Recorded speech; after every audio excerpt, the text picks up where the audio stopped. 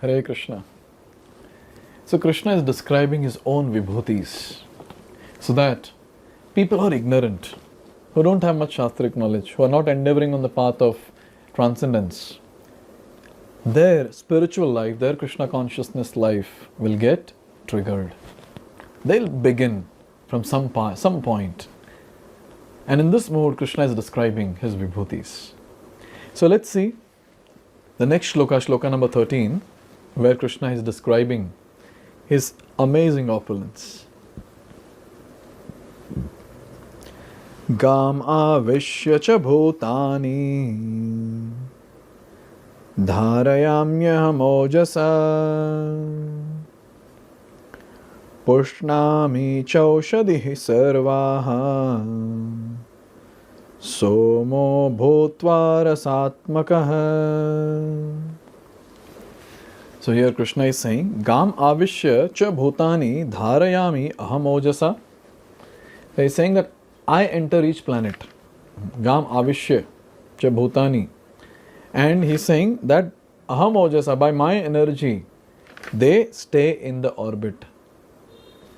And then next he says that paushnami chaushadihi sarvaha somaha bhutva rasatmakaha. So somaha. So Lord manifests himself as moon for what? For nourishing, for supplying the juice of life to all the vegetables. A very, very nice shloka.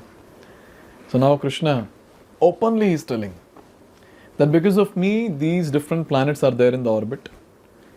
Because of me, the vegetables are getting nourished. A very nice point not to note here. The human psychology, the attitude that human beings have.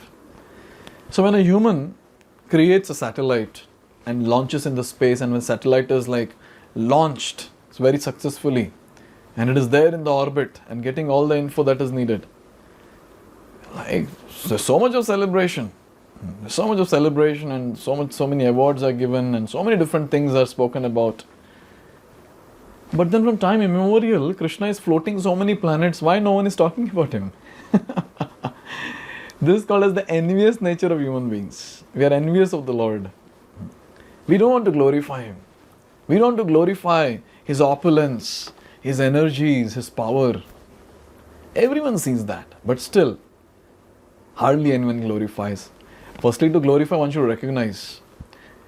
Now the thing is, we have taken so many things for granted that, okay, it is just floating, let it float. We have never heard that two planets, they are getting bored and they came in the same orbit and they clashed with each other and had a big blast or something. No. From time immemorial, the Earth is going around in its own orbit. The other planets are going around in their own orbits. And the sun is also there.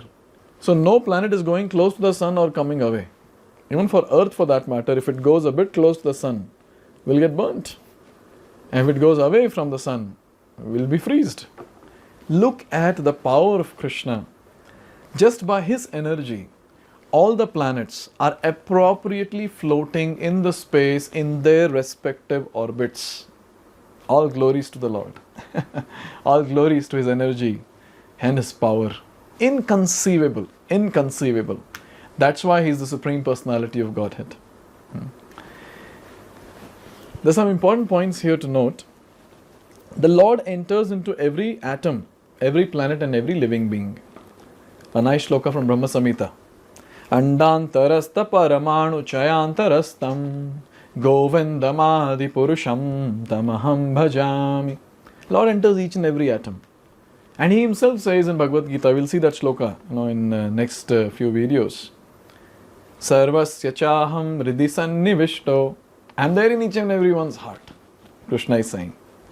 So in this way, Krishna is there in each and every atom. He is there in each and everyone's heart. He is there everywhere. That's the point. And then here it is said, one plenary portion of Supreme Personality of Godhead, Paramatma, enters into the planets, the universe, the living entity, and even into the atom. So due to his entrance, everything is appropriately manifested. So this is the secret that is there. How come it is all getting manifested? How come these are held at different points at their appropriate positions? How things are working in this world? Because Krishna has entered into each and every atom, into the universe, planets, etc.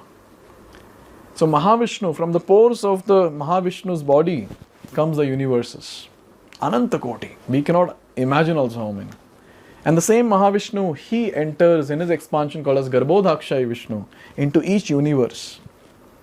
And then the same Garbhodakshai Vishnu, he expands and he enters into the planet and into different atoms and the hearts of the living entities as Shirodakshai Vishnu or Paramatma. In this way, we understand, because the Lord is entering the universe and the planets and the universes are intact, they are floating. A very nice analogy Prabhupada is giving in the purport. Now, when the person, he falls in the water, the body floats because the spirit soul is there. As soon as the spirit soul leaves the body, at that time, immediately the body sinks. Obviously, after some time, the body again will float because of the water and the various other things which are there. But then, as soon as the soul leaves, the first thing that happens is the body will sink.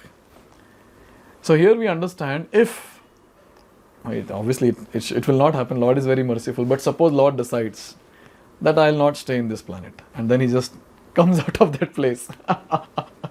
What will happen? All the planets will be scattered, just scattered.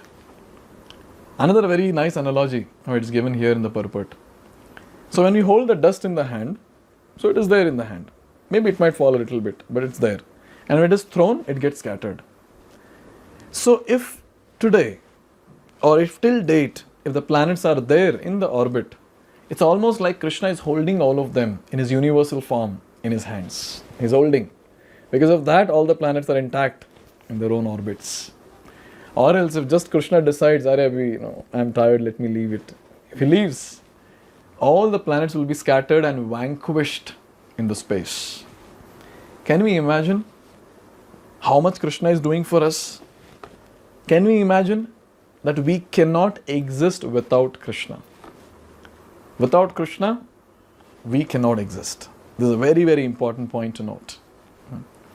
Now all this is there. Along with that, Krishna is doing a very, very amazing thing. Here it is said, it is due to the Supreme Personality of Godhead that moon nourishes all vegetables. Due to the moon's influence, the vegetables become delicious. Without the moonshine, the vegetables can neither grow nor taste succulent. So whatever dishes we are having, and as soon as we see any dishes, our mouth salivates, is because of Krishna's mercy. Because he is filling all that juice, the juice of life, in all the vegetables which are making them succulent and juicy. All glories to the Lord. Finally, a last line, a last important statement. Human society is working, living comfortably and enjoying food due to the supply from the Supreme Lord. Otherwise, mankind could not survive. This is a fact. And this we have to understand. Without Krishna, we cannot exist. So let's continue this theme in the next shloka and see more details about Krishna's opulence. Hare Krishna. Hare Krishna, Krishna